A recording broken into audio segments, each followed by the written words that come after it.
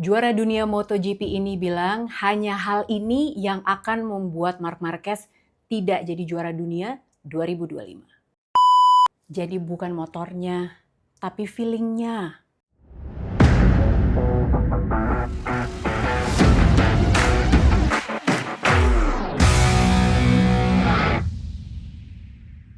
Hai, selamat datang di Pedok Talk. Seperti biasa, buat kalian yang baru saja bergabung menjadi subscribersnya Pedok Talk, aku ingatkan dulu.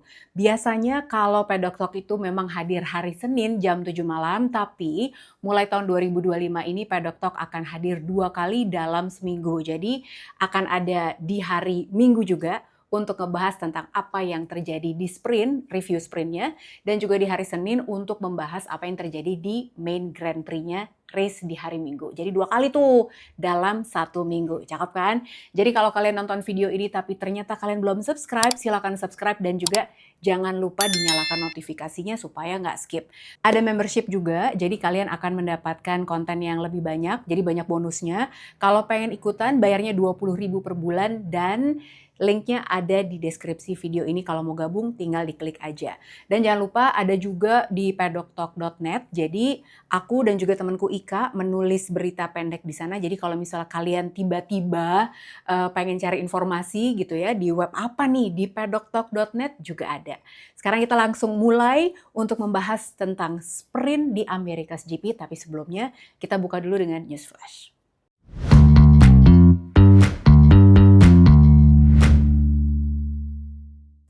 Berita yang pertama dari sirkuit Ricardo Tormo Valencia yang kontraknya diperpanjang sampai tahun 2031. Berlakunya mulai dari tahun 2027 sampai 2031. Informasi yang kedua datang dari Pecco Bagnaia yang akhirnya dia memberikan klarifikasi bahwa soal segala perbincangan katanya dia mau balik pakai motor GP24 full spec seperti tahun lalu, ternyata dia bilang bahasa Inggrisnya kurang bagus, jadi akhirnya lost in translation. Maksudnya bukan motornya tapi feelingnya, begitu. Nah, apakah ini benar atau tidak? Tentunya cuma Pecco dan juga Ducati yang tahu ya. Kita sih pokoknya nonton race-nya aja.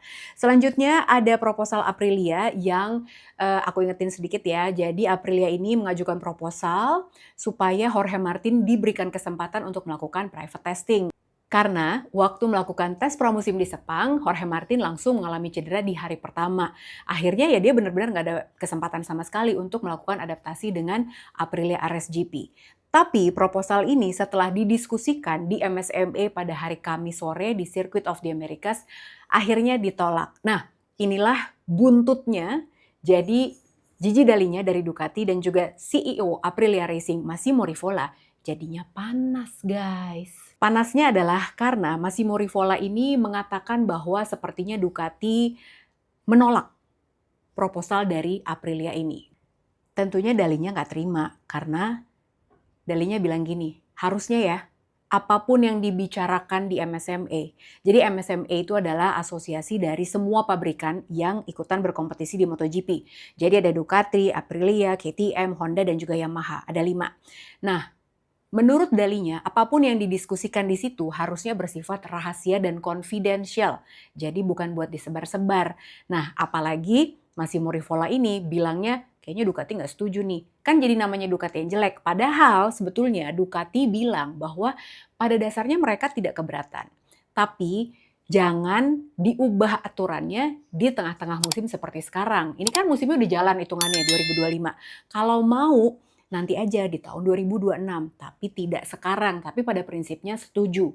Dan Dall'Igna juga menambahkan bahwa dalam rapat MSMA itu sebetulnya Ducati hanya mengikuti suara dari mayoritas yang mengindikasikan bahwa sebetulnya bukan cuma Ducati yang keberatan, tapi ada pabrikan lain yang keberatan juga dan Ducati mengikuti aja. Nah, terdengar kabar juga bahwa ini rumor nih, jadi kita nggak tahu pabrikan mana, tapi yang pasti pabrikan Jepang. Tapi pabrikan Jepang yang mana kita nggak tahu, karena sebagian ada yang bilang Yamaha yang nggak setuju, ada juga yang bilang Honda yang nggak setuju. Yang mana yang benar, pokoknya proposalnya ditolak. Baiklah, sekarang kita akan langsung ngomongin tentang sprint di America's GP 2025. Tapi sebelumnya aku akan mengingatkan dulu kepada kalian bahwa di sesi hari Jumat kemarin memang di Circuit of the Americas turun hujan. Jadi sesi free practice 1 benar-benar dilakukan dalam kondisi yang basah karena hujan. Dan Franco Morbidelli menjadi yang tercepat. Nah, sementara sesi practice ini bisa dibilang lebih kondusif dibandingkan sesi free practice 1, tapi memang tracknya belum benar-benar kering. Jadi mengering lah, drying track gitu istilahnya. Nah, di sini yang tercepat adalah tentu Marc Marquez. Ada masalah apa sih sebetulnya dengan Aprilia RSGP dan juga Marco Bezzecchi? Jadi waktu hari Jumat Marco Bezzecchi baru keluar, kemudian nggak lama kelihatan motornya bermasalah. Terus dia masuk nih, ganti motor yang kedua. Nah, motor yang kedua dia crash, masuk lagi. Terus dia pakai motor yang pertama yang sebetulnya bermasalah. Nah, masalahnya di mana? Jadi ternyata ini ada masalah dengan temperatur. Jadi karena hari Jumat itu memang kondisinya lebih dingin, akhirnya memang semacam ngadet mesinnya, Kak. Intinya adalah Paulo Bonora bilang, ini bukan human error, tapi ini adalah memang motornya pakai safe mode karena temperaturnya rendah. Jadi Bonora bilang ini adalah bagian dari prosedur setup yang harus dievaluasi. Tapi tentunya dengan isu ini akhirnya membuat Marco Bezzecchi jadi tidak bisa optimal di free practice 1. Jadi akhirnya tekor banget tuh, dia nggak bisa cari setup yang pas juga, nggak bisa bikin lap time juga. Jadi ya memang ini keadaan yang sangat menantang buat Aprilia dan juga buat Marco Bezzecchi. Sekarang kita ngomongin qualifying. Yang lolos dari Q1 adalah Luca Marini dan Fabio Quartararo. Dan di qualifying 2-nya ya udah ketebak lah ya. Siapa lagi kalau bukan Marc Marquez yang berada di pole position. Dan ini adalah pole-nya yang ke-8 di Circuit of the Americas. Ini adalah starting grid-nya.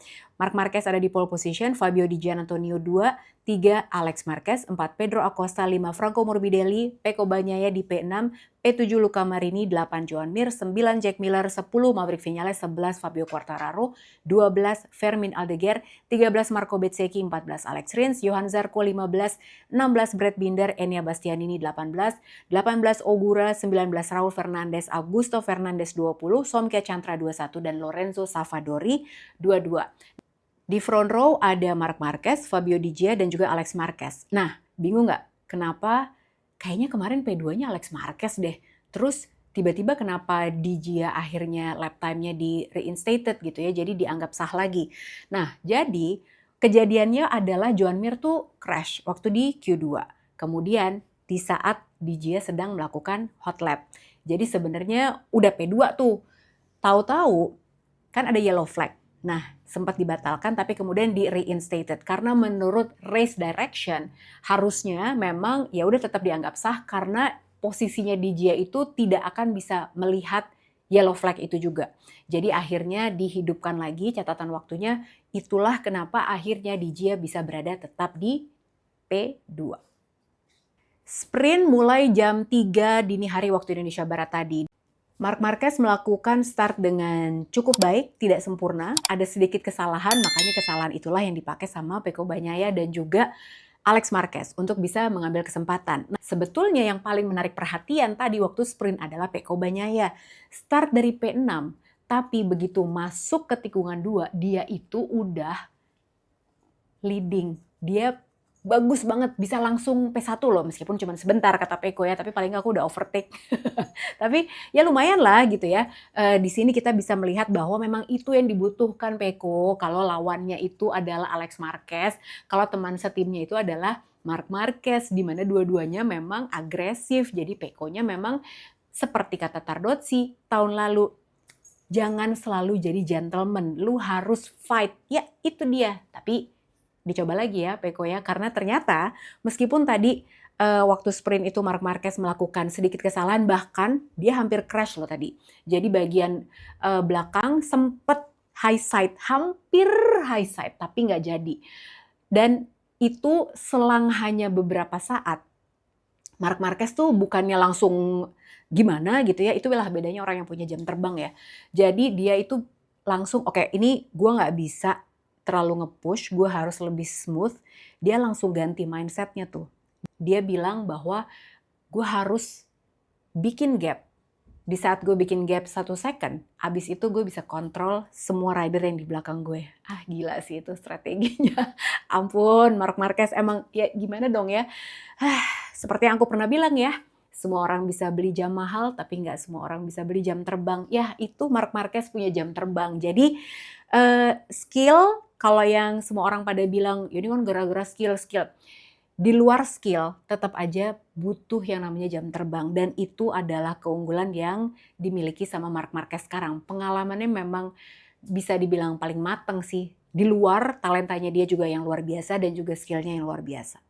Kita bisa lihat juga bahwa Pecco Bagnaia pun belum bisa mendekati Alex Marquez. Jadi lama-lama ngegap dan seperti yang terlihat, kesimpulan aku sih, analisa aku adalah Pecco sekarang benar-benar berusaha untuk memaksimalkan semua poin yang bisa dia dapat. Akhirnya Marc Marquez menjadi juara di sprint America's GP dan ini adalah kemenangan ke-5 ya total race dari 2025 ini. Mulai dari race pembuka di Burira menang sprint dan juga race. Terus udah gitu di Termas de Rio Hondo sprint sama race-nya menang. Sekarang menang lagi. Nah kalau di main Grand Prix hari Minggu dia menang, artinya ini akan menjadi kemenangan ke-8 di Circuit of the Americas. Dan ini akan menyamakan rekornya Marc Marquez di Sachsenring yang juga 8 kali menang. Rider yang sangat impresif juga di sprint tadi adalah Fabio Quartararo. Dia start di P11, tapi di awal tuh dia bisa langsung nyampe ke P4 loh. Dan nempel terus sama Pecco Bagnaia. Itu luar biasa sih. Dan ditambah bukan cuma Pecco Bagnaia, tapi dia juga fight dengan duo rider Pertamina Enduro VR46 Racing Team, Fabio Di Gia dan Franco Morbidelli. Tapi di sini kita juga bisa lihat kalau tadi kalian perhatiin di saat cornering memang Ducati jauh lebih bagus daripada Yamaha. Kenapa? Karena kalau tadi aku perhatiin, begitu masuk ke corner, Ducati ini bisa lebih dekat ke apex daripada M1. Jadi Yamaha ini masih lebih melebar gitu. Jadi corneringnya memang kayaknya belum bisa optimal. Tapi pastinya mereka juga udah cari solusi ya untuk mengatasi masalah ini. Ini adalah hasil lengkap sprintnya. P1 ada Marc Marquez, P2-nya ada Alex Marquez, 3-nya ada Pecco Bagnaia, 4 Fabio Di Giannantonio, 5 ada Franco Morbidelli, Fabio Quartararo berhasil finish di P6, ada Pedro Acosta P7, 8 Luca Marini, dan 9 Ai Ogura. Nah, ada sedikit tambahan juga buat kalian yang bertanya-tanya apakah yang terjadi dengan Honda, apakah bisa dibilang bagus atau enggak nih? Sebetulnya bisa dibilang lumayan. Meskipun Johann Zarco karena kesulitan di sesi hari Jumat, dia sempat crash juga di practice, makanya qualifying-nya juga nggak bisa bagus. Tapi bisa dibilang lumayan. Marini lumayan banget loh. Orang dia masuk ke P8 di sprint ya kan. Karena memang sebetulnya targetnya Honda sekarang ini adalah mereka bisa qualifying dengan bagus dan paling nggak hasil race-nya itu mereka bisa masuk top 10. Sayang aja Joan Mir-nya DNF. Dia crash gitu ya, makanya dia tidak bisa menyelesaikan balapan. Tapi sebetulnya ini sudah menunjukkan bahwa Honda ini sudah berada di jalur yang benar. Kita tinggal lihat aja hari ini race-nya hari Minggu gimana. Apakah dengan jarak yang lebih panjang, full distance nih di main Grand Prix akan lebih baik atau sebetulnya memang masih ada yang harus diimprove. Tapi mengutip katanya Johann Zarco, pokoknya kalau hasilnya di Circuit of the Americas ini memang masih positif, berlanjut trennya mulai dari Buriram dan juga Termas de Rio Hondo, artinya memang Honda ini bisa dibilang sudah menemukan jalur yang benar untuk melakukan improvement. Untuk Aprilia sendiri, di luar masalah teknis mesin yang dialami sama Bezzecchi dan juga Ai Ogura juga terdampak nih ya sebenarnya. Tapi kalau dilihat dari apa yang dikatakan sama Ai Ogura setelah sprint kemarin, dia bilang sebetulnya kan tahun lalu Aprilia itu luar biasa banget ya, Maverick Vinales menang tuh, di sprint menang, di main Grand Prix-nya juga menang. Nah ketika ditanya, jadi sebenarnya Aprilia itu cocok atau enggak sih sama Circuit of the Americas? Nah Ai Ogura bilang sebetulnya memang bagus, tapi hasil luar biasa tahun 2024 lalu sebetulnya karena ada efek Maverick Vinales-nya. Tapi ya bukan berarti kita nggak bisa improve, tapi kita mesti bangun nih sekarang gitu, karena belum cukup yang kita punya sekarang. Untuk KTM sendiri juga mereka memiliki masalah. Jadi baik dari Pedro Acosta, Brad Binder, Enea Bastianini, dan juga Maverick Viñales nih yang paling parah kayaknya ya. Jadi mereka berempat ini masih memiliki chatter issue terutama di bagian belakang. Padahal sebetulnya kemarin juga aku sempat lihat di bagian belakang itu mereka udah pakai mesh damper juga. Tapi Maverick Viñales kayaknya memang ekstrim banget yang dirasakan. Jadi dia nggak selesai balapan, kayak cuman 7 lap gitu, dia langsung masuk lagi ke boxnya dan dia tidak menyelesaikan race-nya. Nah, ini jadwal race-nya. Silakan dicatat teman-teman. Jadi race-nya untuk waktu Indonesia Barat akan ada di jam 2 dini hari. Jadi ini full distance. Selesainya kurang lebih ya, mungkin jam 3 lewat lah ya sama podium segala macam, mungkin setengah 4 pagi. Abis itu salat id deh. Nah, kemudian yang akan aku prediksikan tentunya Marc Marquez akan menjadi juaranya. P2-nya masih Alex Marquez karena menurut aku Alex Marquez ini benar-benar percaya diri banget dan dia sangat nyaman dengan GP24-nya. P3-nya bisa jadi ini adalah Pecco Bagnaia lagi. Jangan bosan ya, ini kayaknya akan sering begini nih posisinya. Dan yang harus dilihat juga hari ini adalah special livery-nya dari tim Pertamina Enduro VR46 Racing Team. Jadi mereka ini akan pakai racing suit yang beda, terus udah gitu livery motornya juga beda, pokoknya katanya Amerika banget. Jadi kurang lebih tampilannya akan seperti ini. Baiklah, kalau gitu subscribers, terima kasih banyak udah nonton recap untuk qualifying dan juga sprint. Jangan lupa besok hari Senin kita akan ketemu lagi untuk ngomongin tentang race-nya. Oke, dan kalau kalian pengen dapetin konten yang lebih banyak bonusnya gitu, kalian bisa ikutan untuk jadi members juga. Caranya tinggal klik aja link yang ada di deskripsi video ini. Jangan lupa buat subscribe kalau nonton ini tapi belum subscribe, kenapa? Ayo dong. Di-subscribe dan juga dinyalain notifikasinya supaya nggak skip setiap kali aku upload konten yang baru, oke? Jangan lupa buat di-like juga, buat di-share ke teman-teman yang lain, dan juga untuk nulis komen di situ. Pengen aku bahas apa, boleh ditulisin di situ, oke? Sampai ketemu lagi besok, kita bahas race untuk America's GP. Bye!